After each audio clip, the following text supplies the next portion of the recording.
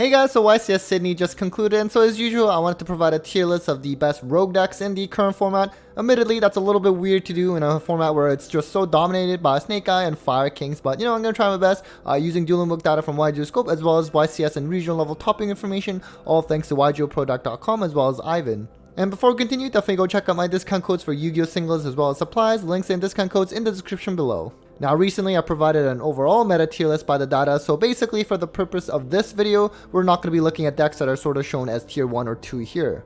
So let's just get on with the rogue tier list for this month, and we are going to surprisingly start with Salamangreat. And so of course this got YCS top at YCS Sydney, which is really cool, and to be honest with you, it actually did have several regional level tops this format post Phantom Nightmare as well, so it's not a complete fluke either. Among the fire decks, obviously not nearly as attention towards it compared to something like Fire King as well as Snake Eye, but you know what, I played against it recently as well. It's pretty solid. It can actually make use of Promethean Princess as well. Obviously Raging Phoenix is actually utilized much better in this deck. And of course, having easy access to like a counter trap and some, a trap with like some pops along with a lot of hand traps that they can play is pretty nice.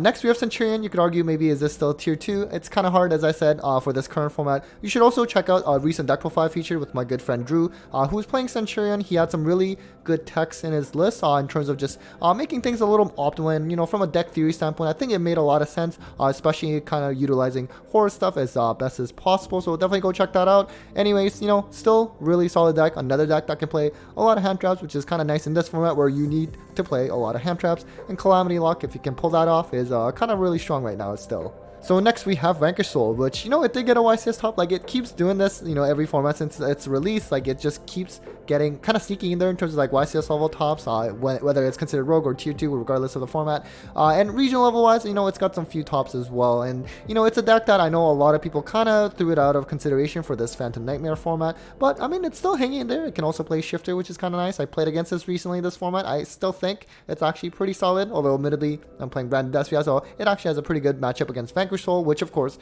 Branded is another deck that's pretty popular right now, at least at the regional level. So next we have Tearlaments, which unfortunately does not have a YCS top so far, but you know what, regional level wise, at least compared among the rogue decks, it's actually pretty solid. Honestly, I think I mentioned this in like the meta tier list, where I feel like anytime I go against tiers, even without Agito or Kelbuck, I feel like they still get to like a similar end board anyways. I mean, probably not actually the case on an average, but nonetheless, I think it still can be pretty explosive. It's got some pretty cool tools, whether it's through monster interruptions like Rukalos, you have something like Totally Awesome, you still have background interruptions as well, like Select and Crime post side for a counter.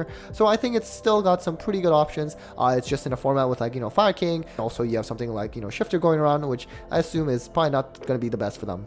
So next we have Unchainged. So, despite the ban list hits, it actually does have a few regional tops. It actually most recently, this past weekend, won a regional, I believe, by Cody, who also topped, I remember, YCS Vancouver with this deck and, a lot of other events. So, obviously it's got some potential still there. I can only assume in a Fire King format, it's probably not the best. But hey, at least it's getting some success. Next we have Dragon Link. This is a deck I'm actually going to feature a profile soon from a Dragon Link list that topped a regional.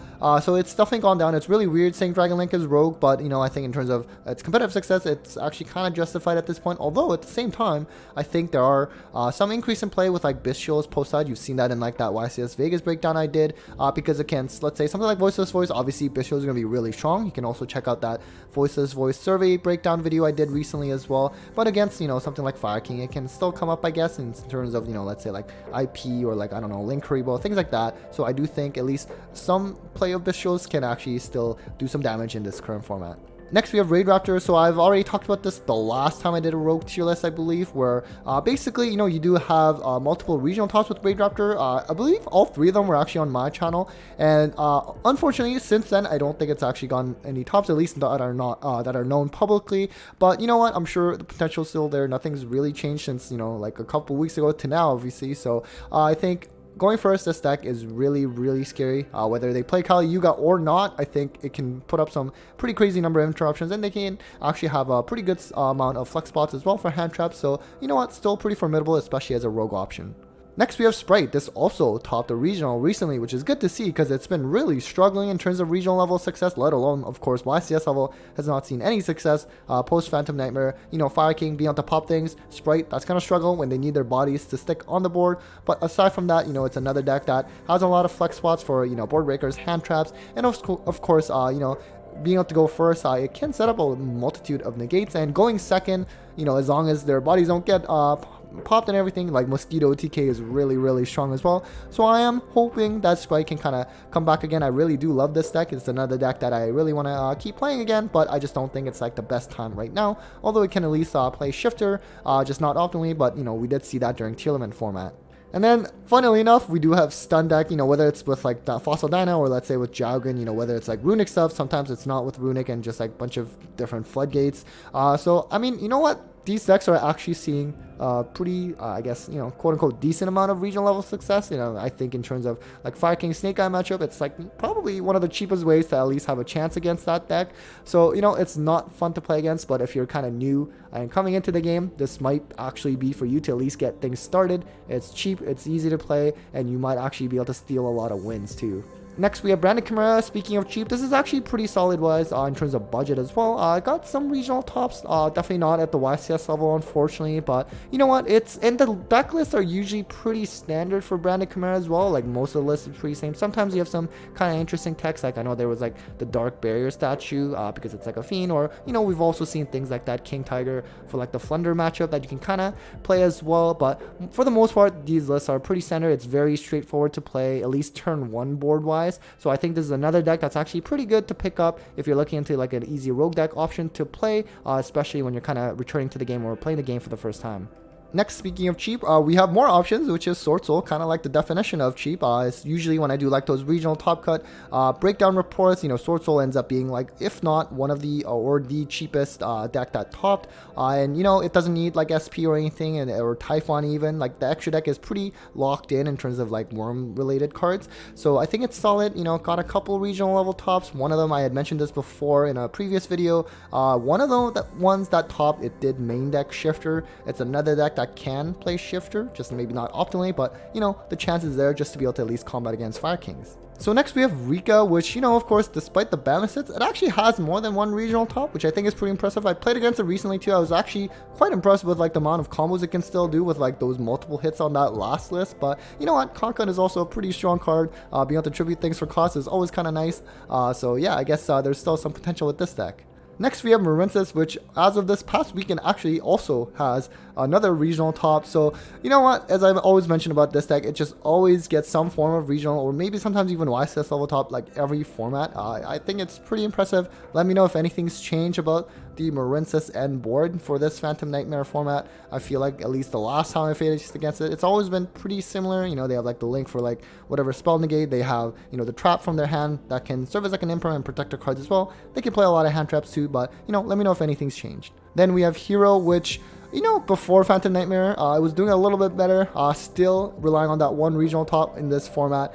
Dark Claw Banish, sure, it is nice. A lot of Heroes interruptions, though, it tends to be like kind of like pops, right? Like you have DP and other things. But so maybe not the best kind of interruption against something like Fire King Snake Eye. But at least if they get to go first, Dark Claw setup is probably going to be pretty strong. So next we have Orcus. This is a deck that's, definitely has fallen off since the initial kind of wave of hype after the ban list where Harpor came back. I think at the beginning of Phantom Nightmare format, it did have a regional top. I did a profile with that. And then since then, only gotten a couple more. I know like there's, let's say, for example, a lot of fall in play in terms of like most like Runic variants. And I know Orcus and Runic went pretty well, nicely. There's still like the Bestial Horus version as well. I'm kind of curious to see if there will be more tops moving forward or if that kind of Harpor hype has kind of died already and we're not going to see too much of it. And then we have Yubel. So this deck is really funny. I know it's going to get better with like more support coming down in future sets. It has one regional top that happened, I think, even about a month ago. But I think it's really cool because, not only being able to like super poly everything, but the spell that makes it so that, your opponent would take double damage, not to mention like you have to attack when able. I think it's pretty funny. And I faced against this recently. I was at 3,000 life points. I got super poly for 6 and I just took burn damage as well, 3,000. So you know what? I couldn't even be mad at that. I thought that was fantastic. I'm really curious to see how this deck develops over time. So next we have Dynamorphia, which topped a couple of weeks ago, so I think that's pretty cool. It's definitely one of the weirder decks I've ever faced in terms of just constantly having your life points. Their kind of main deck boss monster is sort of like a Mystic Mine. I mean, presumably right now, Super Poly is relatively popular, whether it's branded or voiceless voice, or even sometimes in other decks as a side deck option. So that is one of the ways to get rid of like their boss monster. But other than that, you know what? Kind of similar to like stun decks. Like sometimes you can kind of just get stuck, and it's going to be really hard to get yourself out. And then we have another old favorite in Exorcister. We haven't really seen much play of this competitively since maybe like last summer when Steven Santoli was like tearing it up with Exorcister. But you know, for now, it at least did get a regional top as well a couple of weeks ago. It's another deck that can play Shifter. So in a format where Shifter is going to be really strong like right now, you're always going to see some kind of play. So, you know, it's good to see this rogue option come back a little bit again. So moving on to the final tier, we do have Virtual World, and so there were a couple of regional tops post Phantom Nightmare format, both of which I actually featured on my channel, so you can definitely go check out those profiles if you're interested in playing this deck. It's a pretty budget option as well. It's one of the cheaper decks that's topped regional so far in this new format, and Shen Macrocosmos Banish is always kind of nice in a Fire King format. And lastly, we have Infernoble. I should maybe also throw in like, let's say Mikanko in here. They also kind of had similar scoring basically. They both had one regional top so far. Post that Zolde ban. Mikanko has actually done a little bit better than Infernoble actually in terms of the post ban list. But nonetheless, you know, I'm curious to see. I believe this Infernoble deck list at top will be coming online soon. I saw that post by the player who topped. So really curious, you know, among the small pool of players that play Infernoble online, at least they do really well with this deck. So I am kind of curious how they kind of fare without a Zolde. I should have also mentioned Sharks up front. That also topped the YCS, but unfortunately, at least online on Dueling Book, it looks like no one was really playing it, so I couldn't really put it on here. But you know what? I think it's really cool to see that deck actually make some headway, because there is someone in my locals, Taylor, who plays Sharks as well. And when I faced against it, I was actually pretty impressed with their end board, so I'm really happy to see some kind of success with that deck. Alright guys, so that was it for the Rogue tier list by the data for this month. Again, I understand it's a little bit weird in a format, you know, so dominated by Fire King and Snake Eyes. There's only a bit of wiggle room for these Rogue level decks, but you know what, at the very least, at least at the regional level, I think you're still gonna have a pretty good chance regardless, as long as you can pilot it well. Anyways, huge thanks to all of you for watching. Big thanks to my patrons as always for the continued support, and well, take care guys.